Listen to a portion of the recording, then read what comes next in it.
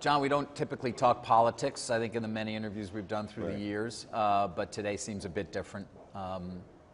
One day removed from the election of Donald Trump as the next president.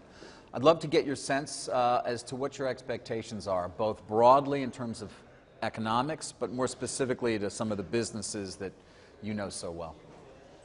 Well, I would say since the Republicans now effectively control Congress and the presidency going forward, I would expect to see fairly quick action on tax reform, on regulatory reform, on Obamacare. Those are the three things I think that if they get addressed quickly and rationally, could be very stimulative to the economy and the markets. And there seems to be broad agreement between what Trump's platform looked like and what Paul Ryan has been espousing. I think the immigration issue, trade, changes in our trade policies, renegotiating some trade arrangements is going to be a longer term proposition, and it's kind of wait and see what they come up with, because frankly a lot of the positions that Trump took would be very difficult to actually implement. So there's going to have to be some heavy compromising in those areas, I think. Right. So a wall, a deportation force when it comes to immigration. We'd shut the country down, in all honesty, and the vast majority of these undocumented people are very hard workers, contribute a lot to our economy. So, you know, I'm certainly not in favor of open borders, and I do think we have to renegotiate our arrangements with Mexico. A rational guest worker program, I think, is critical to working this all out. And it doesn't necessarily be an automatic path to citizenship, but it should reward hard work. There should be a bias in that system for Native American citizens, but it shouldn't be a block, and it certainly shouldn't be deportation of hardworking people who are contributing. But when it comes to tax reform, you, like a lot of corporate leaders, are hoping, I think, certainly that we get something and something fast, and believe that it will be effective in terms of generating more growth? Absolutely. I mean, I don't know about you, David, but I can't name a single corporation that wants to move its headquarters to the United States and build up in the United States. And I can name hundreds of them that would like to move out of the United States, or at least major divisions out of the United States, because frankly of our tax and regulatory policies. So I think that has to be fixed, and the fix has got to have incentives for appropriate behavior instead of punishment for what's regarded as bad behavior. Because when a corporate executive makes a decision to expatriate a division or his whole company, he's trying to do what he's supposed to do in the interest of his shareholders. So when you have a disconnect between government policy and what you're taught in school is your duty to your shareholders, it's not right, it's not appropriate. More specific to what we can expect from a President Trump, and here we don't have any specifics. In fact, in a lot of these areas we don't, but when it comes to broadband and net neutrality, I think there's already a sense that he may be more favorable for some of the things that you'd like to see. Do you agree?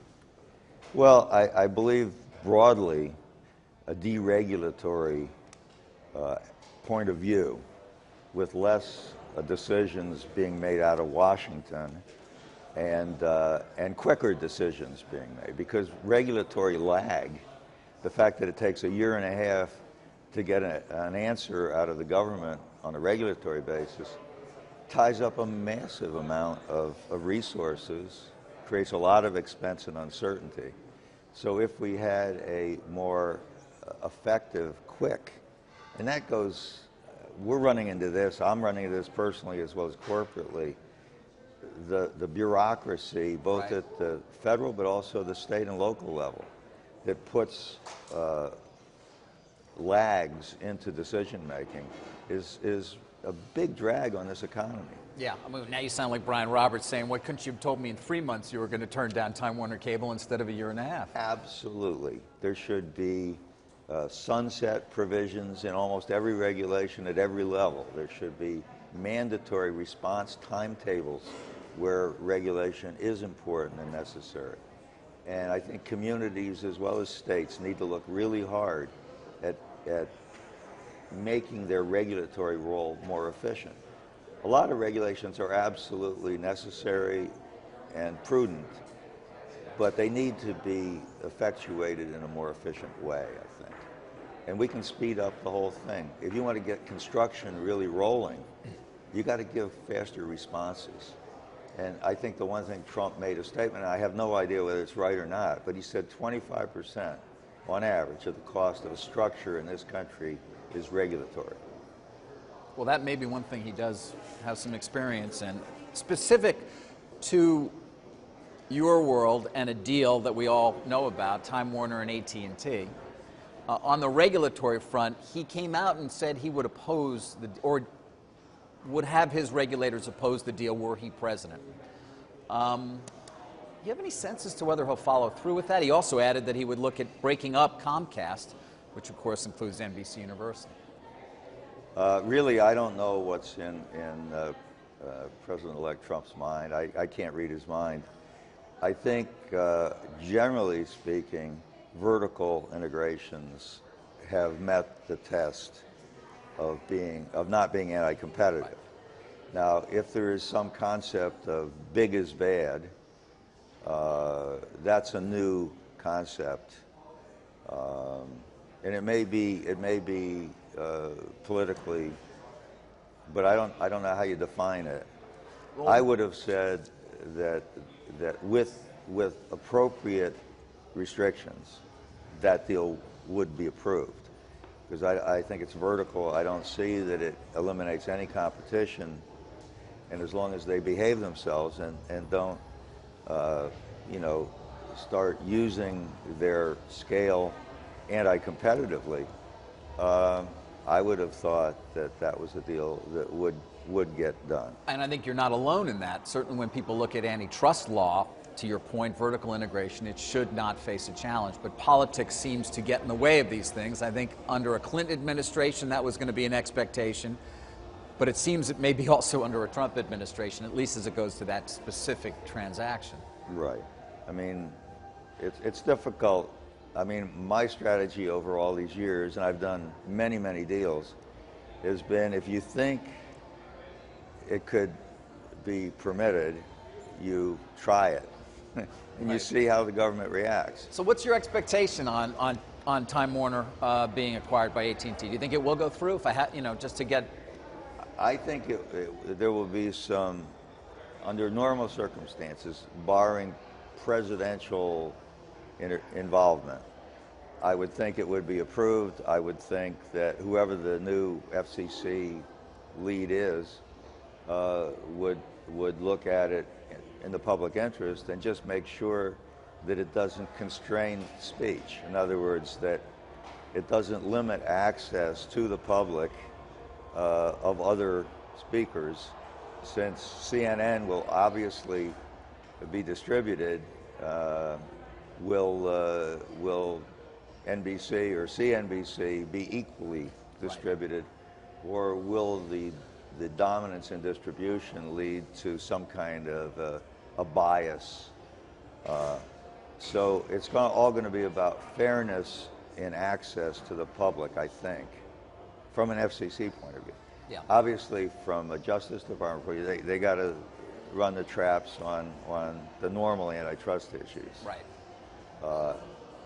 But as you know, in the Comcast in the Comcast deal for NBC, Comcast had to agree to a lot of behavioral commitments. They did. Consent decree that runs until 2018. Correct. And similarly, Charter, in acquiring Time Warner Cable, had to agree to a lot of behavioral with monitors to make sure that those behavioral agreements were met.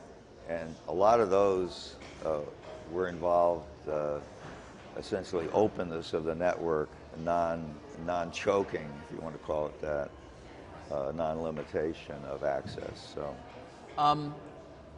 AT&T Time Warner, from a strategic point of view Right. and the rationale behind it. You and Right. I have talked a bit about the content and distribution. In fact, through our many years, I think we've talked about them being Right. separate Sure. and together. Does it make sense to you, AT&T and Time Warner, strategically? Let me start by saying, if I was Randall Stevenson, I would do what he's just done. You would? Okay? I would. In my mind, A, it represents a pretty substantial diversification for AT&T. It's one of the few large groups that could be bought that has a financial structure that permits enough free cash flow that AT&T can buy it and sustain their dividend. Or even actually help sustain or the perhaps help sustain the dividend. Right. So from a shareholder point of view, it's one of the few diversifications AT&T could do that would have those parameters.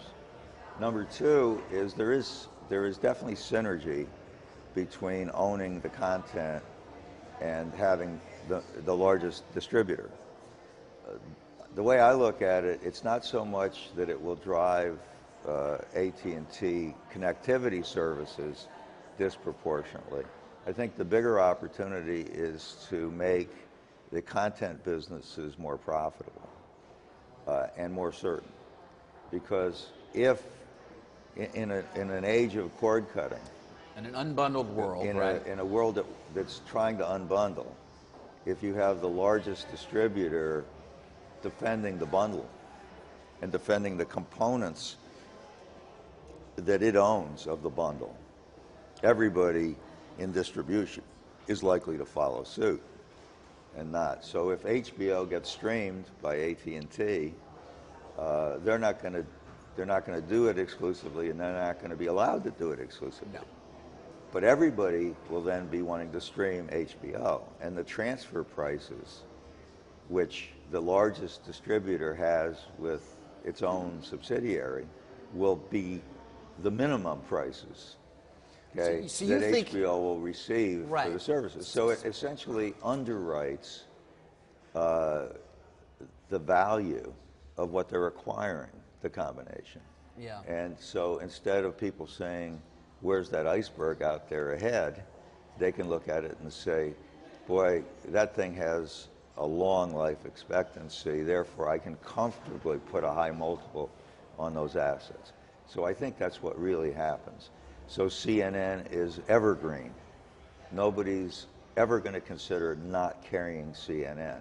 And the price at which they carry CNN will be certainly no lower than the transfer price inside AT&T. So it provides more of an insurance. It's interesting you say that, because like many a people big- look at these portfolio of, Yeah. of channels and Yeah. say, well, TNT and TBS, what in the world, in an unbundled world, why would anybody carry them? Yeah. AT&T is going to own them. They're going to start running off in terms of subs.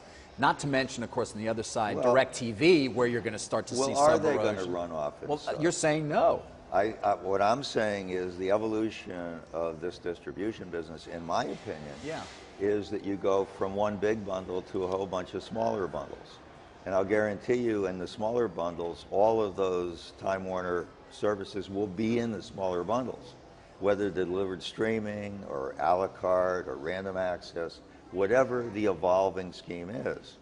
Okay? AT&T will make sure that those Time Warner services are in those packages. Okay? Because it's the largest distributor. It's the largest distributor, and what it does will lead the industry. But will the economics be the same? The economics will probably be better. Why? Why? I mean, why are people, look, TBS is paying, or TNT is paying a the fortune for the subscription- NBA, John. Are because they going to, the- Because the subscription component, the what they call affiliate fee component, Yeah. will be higher. Advertising may decline because you're not attracting as big an audience. Subscription component will have to go up. But if I'm an AT&T subscriber in any way, Yeah. shape, or form, let's say through my phone and Yeah. or DirecTV Right. or Uverse, or what may come in terms Right. of 5G, Right. I'm going to want to pick and choose like everybody else in this new world, aren't I? I may not want all of those. Yes, but the cross-bundling, the power of check the box, I call it check the box. Do you really want to, I mean, certainly if regional sports, if sports is not your thing, right, which is really the big dividing line in the content industry, if sports isn't your thing, there may be a bundle that does not include sports, okay? Evolve over time. But that just means those people who do love the sports are going to see their indirect or direct subscription costs go up as there's smaller people carrying the load. Now, you know, I mean, there are some of these channels that are trapped, and it's been speculated that ESPN, for instance, is in a bit of a trap. Yep. Because in order to try and control future sports costs, they've done long-term deals that have escalators, and that's in the face of what you just described as a declining total audience. That's a problem, okay? I mean, that's a squeeze. Generally, these contracts are not long-term, especially in the entertainment side. And so they will adjust. So, you know, to the degree that the food chain, right, is under pressure, that pressure will be felt all the way back to the content owner. Right. Whether it's a sports rights owner or a studio producing it. So back to your original point, therefore it actually is beneficial for AT&T to own this content. I believe so. Now, another thing that you have to take into consideration is once T-Mobile started a process of saying that we will allow you to stream video content without using up your data charge, right? That suddenly put the big guys, Verizon and AT&T, in a position of saying, my God, that's just a discount on our only really growing part of our business, the data, right? So what do? Well, we may have to match them, right? But at least we can own some of the content that's being streamed. So we may not be able to charge in the data bundle, but maybe we can charge for the content. And we can sort of put it all in a bundle and not see our revenue streams deteriorate in response to an attacker, right?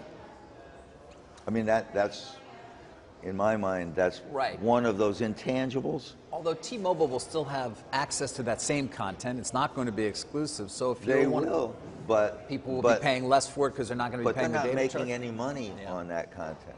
Whereas if HBO becomes a major streamed service, right? Which it probably will. I'm sure it will. Yeah. At least in the U.S. it will. Okay. I mean, so AT&T will be making money streaming HBO, but discounting what they're taking in on the data connection side, right? So it's a hedge. I mean, to me, it's a hedge going into that content ownership business. Right. With the way, and if you take a look at the wireless business broadly, it's kind of maturing, right? You have two attackers coming in who are going to be very aggressive on price. And they have been. Okay. Yep. And they're starting to take share with that aggressive price-driven. Now, when Randall says to me, well, you know, we're going to have curated content and much more addressable advertising and any number of other things that, frankly, were somewhat reminiscent of what people would say in the late 90s. Well, they'll be trying. Do you believe that, or is it much more just about what I you're talking? I believe that because if you're delivering a whole bunch of stuff, there's all kinds of attributes that people can learn to like. They learn to like the platform. You know, it's a little bit like Windows. Once you're used to it, you know, you want to go into that ecosystem. You don't want to go learn somebody else's ecosystem.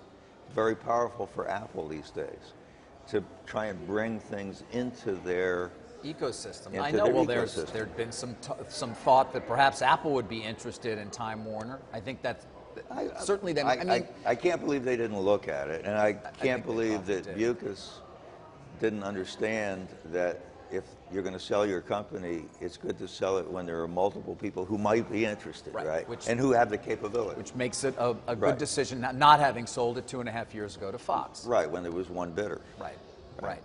But to your point about the content and distribution getting together, and you mentioned Apple, and we could all bring up other technology names. Do you think we're going to see more of this, both amongst the traditional players and perhaps the non-traditional players? I think you will, But I think the most important thing in the business, at least the business as I perceive it, is first of all, connectivity is the most important thing. Okay? Right. Public wants to buy a connectivity service that whatever they want to reach and whoever they want to talk to works on all devices, right? Portable, local, great quality in the home, acceptable quality outside the home, affordable. And so I think what you're going to see is a continuation of the consolidation of wireless and wired networks.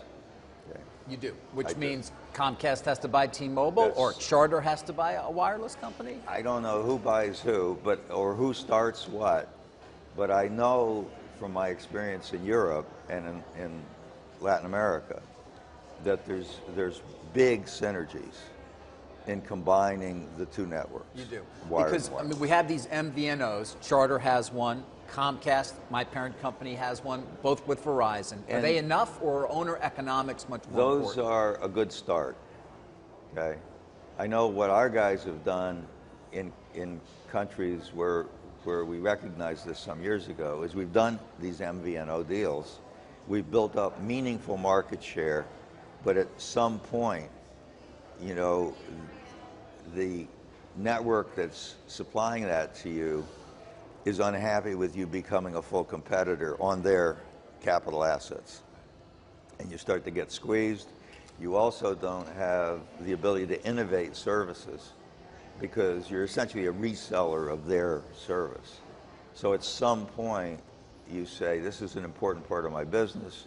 I really need to own enough control of it that I can integrate it across both networks.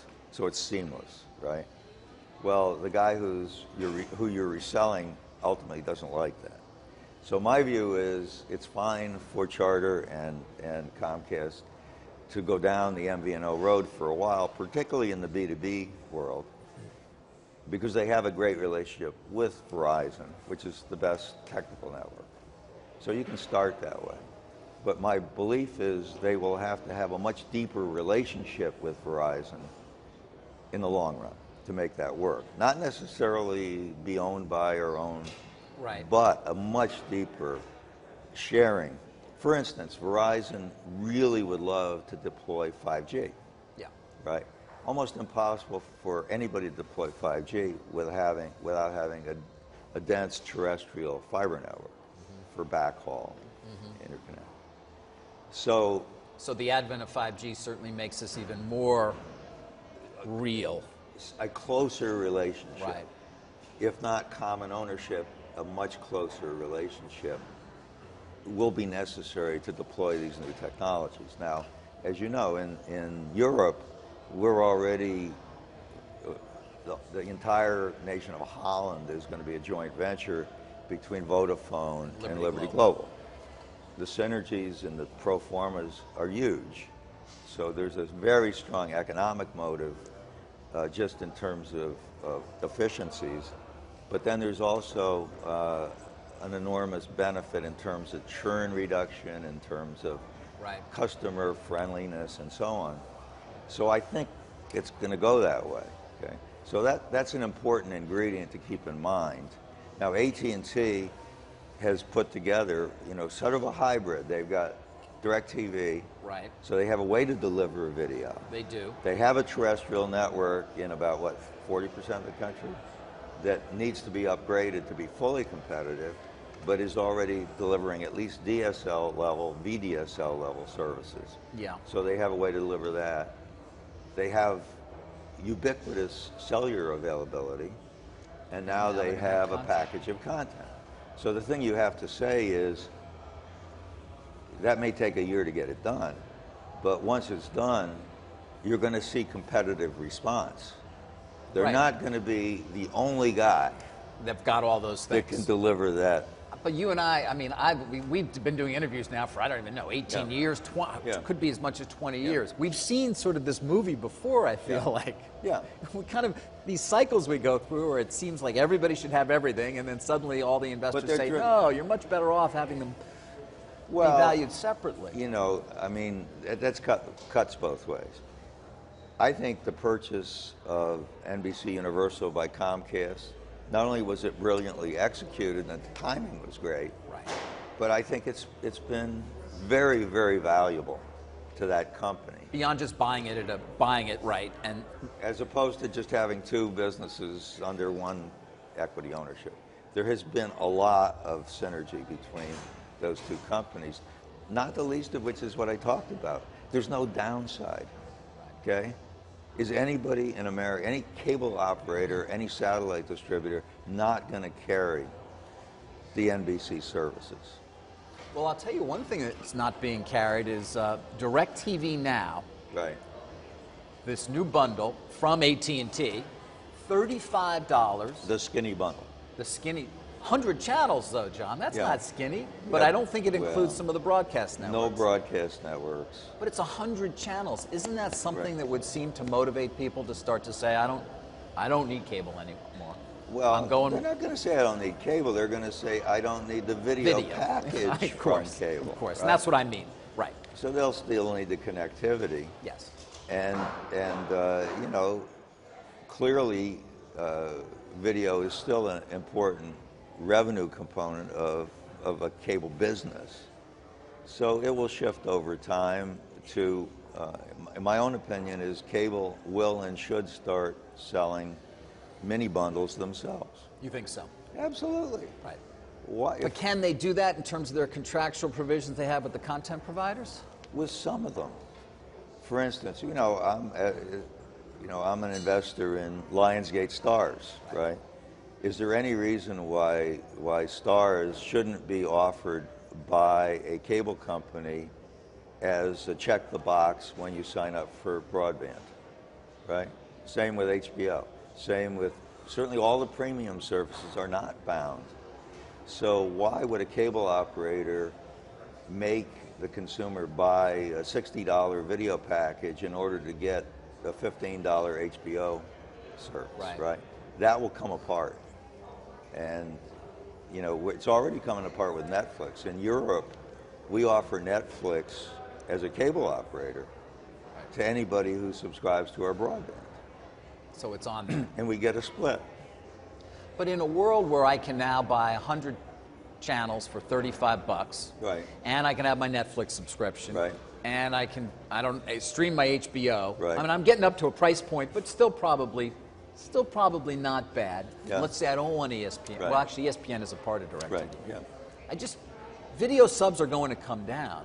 It's still important. Well, first of all, how do you make yeah. up for the revenue growth? Well, first of all, there's like no margin in that package. So you say to yourself, why are they risking cannibalization of the big package at the $120 ARPU in order to collect $30 with no margin, right? Why? Well, I think number one, it's because the DirecTV business is stalled and is losing share because their ARPUs are so high. Lower middle class households can't afford it, okay? And from a DirecTV point of view, because I used to be involved, Right. there's a pretty substantial capital investment in hooking somebody up to satellite, okay? And if they're going to churn because they can't afford, because of affordability, it's a lousy business, okay? So if you're trying to have those people take something from you, where they might also buy your DSL or they might also buy your wireless business, you've got to get your video price point down to where it's affordable, and you've got to get your CapEx way down. Now, when you deliver it streaming, you have no CapEx, okay? So you're looking at perhaps almost no margin, but you're looking at almost no CapEx. And as a result, the business model looks pretty attractive if some of those people also sign up for my DSL or also sign up for my data service, my wireless data service, okay?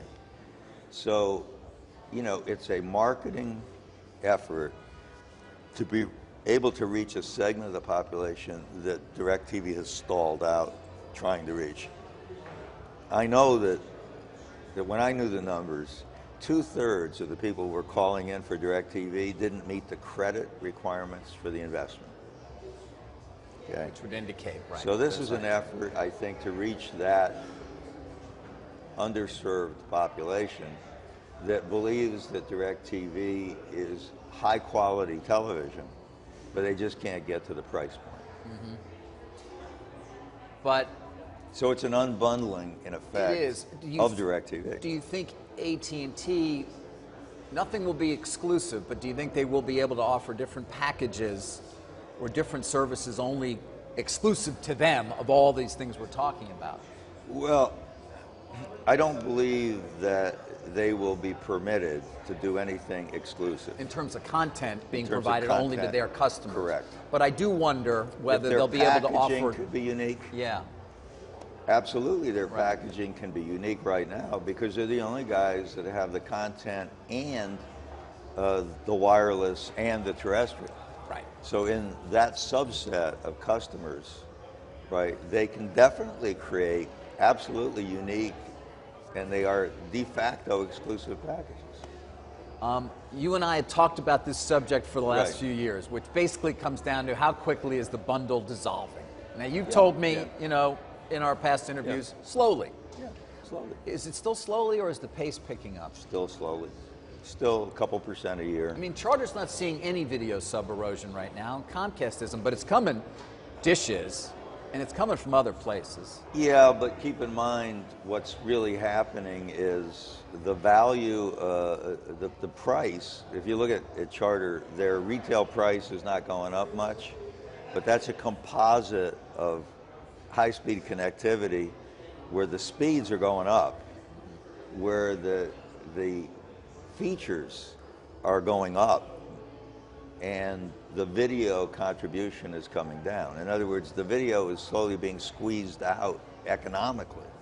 There will come a point when there's not enough margin in the video for the distributor to want to defend the big bundle, okay? And when is that going to happen?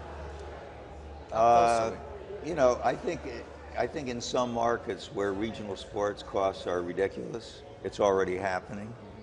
I think this move by HBO finally to, you know, Jeff had a hell of a problem of, does he leave HBO in and defend the rest of his channels in the big bundle, or does he allow HBO a la carte over the top and whatever? He's finally made the decision to allow HBO out of the bottom of the bundle. So the glue that supports the big bundle is dissolving. Right, okay? But still slowly? I mean, these things tend to pick up. I mean, I give you anecdotally, Starz is now available to Amazon Prime customers on a check-the-box basis. Right. Okay? This is growing very fast, and it's very profitable for Starz. Now, they still are in and at the bottom of the big bundle. Now, at some point, even my guys, even Rutledge will wake up and say, hey, wait a minute, why don't I sell Starz away from the big bundle or not under the big bundle directly to my consumers? Why am I letting them buy it from Amazon? Why don't I take a split myself? Now, Mike Freese in Europe is doing that with Netflix, and we'll probably do it with Amazon, and we'll probably do it with HBO. Mm-hmm. To where you don't have to buy the big video package to get those separate elements. Certainly, right. Zaslav is looking with Eurosport. Are we going to have a service in Eurosport that's direct consumer, or that's marketed by the existing distributors, but where the splits are different? Right. So this transition is taking place, but there are some pretty big players who have a huge vested interest in keeping the big bundle intact. Disney being number one. Number one. And a year ago, you and I had our annual interview, and we were talking about ESPN. Right. And you were talking specifically about the damage that had been done the previous August. So you want me to give you an idea, just a wild idea, okay? Yes, sir. I think what happens is Disney is the only big, very attractive content-owning distribution company. That is not controlled either. That is not controlled, okay? If somebody went after Disney, my guess is Apple would have to finally make a decision. Yep. Because they're very close with, Disney in a lot of ways. And Iger's on the board of Apple. Correct. And if I had to guess, what you will see is a split of Disney with ESPN spun off, and probably ESPN could be owned and protected by a distributor in the U.S., and Apple would be more interested, and they would have a lot more in common in terms of international branding, because fundamentally Tim Cook's a global player, right, and fundamentally ESPN is a domestic service. You may well at some point see those separate. And Disney will be separated conceivably into ESPN, which will be owned by a distributor, ESPN, and the other and maybe, content and maybe assets, other, the theme parks, and maybe other U.S.-focused right, assets like ABC. Now, why do you bring this up, John? Do you think they're under pressure there? Do you think No, Disney is I'm under just- pressure? When these tectonic plates start moving, right? It's just fun to speculate, because we're just little guys now. I mean, we're looking at these guys with these massive balance sheets, right? Yeah. Who are in and around our space, and it's always interesting to speculate when they actually get involved. Is Zuckerberg, is Mark going to, with his massive reach, at what point is he going to want to step into this video space in a meaningful way? I know, but they benefit so much from everybody else's content free. without paying for it at all. I understand. He has the best It's a great business model. model that's ever been created, right? Yeah. So the question is, though, when his growth slows and he's looking for his next thing, right? What's his next thing? And my guess is he starts looking at video more seriously. And Well, he said video is the key to the future for the company, but yeah, but what not kind? necessarily producing their own content. No, I'm not saying he has to produce content, but may it make sense for him to own some. Okay? And all I'm saying is this game has migrated from being a domestic game to being a global game. The scale, anytime you get into software, whether it's entertainment or computer, Right. it's all scale. It's all about scale. The guy who has the biggest scale. That's why Reed Hastings, who is, by the way, a terrific businessman. You think he's a terrific businessman? I think he's terrific. Why do you think Reed Hastings is a terrific businessman? Because he saw early on that if he could drive a business on top of the internet, he had a global business. Okay? And what he's going for is global scale. And he gets global scale. He's the only guy who's going to be able to write the check For the to content. create the content at the level and at the quality that people are going to get used to. So he's trying to get there. Right. And he's got a big lead. And the question is, can anybody catch him? But, Yeah, but if you're Bob if you Iger, can why sit don't you there- why don't you buy Netflix? Why don't you look at what the opportunity set is and try, and then maybe even Reed Hastings, to your point, if he's a great... I tried to buy Netflix for DirecTV about 5 years ago. Right.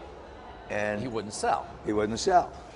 And then Carl Icahn, was more aggressive about it. And then Reed put in a pill. Okay. Right.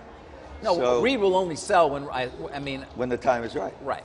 And I don't know when that time is. Well, I don't think the But- time is there yet. As long as he can grow his base profitably, even at break even, to where he can keep putting the money back into unique content. And right now his content budget is twice HBO's. Okay? It's enormous. And it's sustainable. And as he grows bigger, this is a positive feedback engine that he's got going. Now he's coming to the cable industry, to the distribution industry, and saying, I'll give you a small split if you reduce my churn, if you build me into the infrastructure, right? So he's locking up his backside, protecting his downside while he builds his upside. It's brilliant. And, All right, but that's the scheme. I know, but back to our... And I don't believe anybody will catch him. You don't. I don't believe anybody will catch him. HBO's a pretty darn good service, too. Yes, Or- but most of their content, they do not own the international rights. They stayed domestic way too long. Okay, he's already doubled their size in terms of budget. Netflix, right? Okay, Yeah. so unless whoever owns HBO is willing to say, I don't care about free cash flow, I'm going to spend it all on content, which they'd have to do to catch Reed in terms of budget. He's just going to keep getting bigger than they are, and when guys with good content ideas go talk to people, and Reed says yes, and HBO says, I can't afford it. I want to get back to Disney for a second, because he's a good businessman. It is. He's got a great business. So people are speculating, as you are, about what happens to this industry given the change that is going on, particularly in light of the AT&T-Time Warner deal. Right. And so you bring up this idea of Disney. I mean, do you think Iger is under pressure? Do you think he's looking at that sub-erosion at ESPN and saying, I've got to figure something out, or is that making way too much of it? No, I think the equity market has got that bug in their head that this is a longer-term problem that he has, and that somehow or other there's going to be some solution, because otherwise Disney should be trading at a substantially higher multiple. Yes. Let's face it. I mean, they are fabulous studios. They own theatrical. It's a global brand, to your point. Yeah. They've got theme parks all over the world, including this one in Shanghai now. It's a global brand, quality global brands, okay, that Bob has built. So he's done a great job. But ESPN zigged, in order to solve, the issue of having to pay more every time the contract comes up, they went long. Right. And at the moment, that looks adverse. Now, they may be able to figure out how to turn that around to where it's positive. If we get into an inflationary environment, they'll be fine. But in a non-inflationary environment, which we've been in because of the central banks, right? They're dead in the water on ESPN. Give us a 5% inflationary economy, and they'll be great. Right. Well, it's an interesting idea you bring up, this idea of Disney being potentially broken well, everybody up. likes to speculate. They do, but it's not as though people haven't thought about, will Apple ever take a plunge, or Facebook or Google, will they really make the big move? Right. Or do they need to, because their businesses are in such good shape? Oh, look, what can you say about Apple? Tim Cook's done a fabulous job there.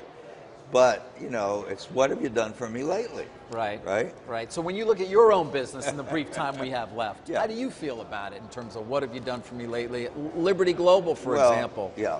We're widely diversified now. I am, the things I'm in. Right. I think I have 25 listed securities on the NASDAQ. So, I have a lot of children and grandchildren that I'm trying to say grace over in a lot of different businesses to begin with. So my primary concern these days is that I have excellent CEOs who are actively doing the best that they can do with the business opportunities at foot. And we're on so many fronts that it's hard to keep up with, so many of them. We're going to talk to a lot of them today at the Liberty Media Day, although Liberty Global obviously is separate. Discovery is separate. So we are still going through structural change, right, which will continue in order to maximize shareholder values and minimize tax leakage at the corporate level, right? So we're still going through those. And that's a fairly active regime. We just spun Expedia Holdings off Friday. Right. We're continuing to move capital around. We just announced we're doing Formula One. Terrific structure. It's the first time, Greg's got a big ego, let's face it, right? It was the first time I got out of my office, walked down the hall, and congratulated him on what I thought was a brilliant deal. And because Zaslav's been trying to buy it, right. and Mike Freese has been trying to buy it, and Greg and his team came up with a structure and a CEO, a potential CEO, to run it. Chase Carey.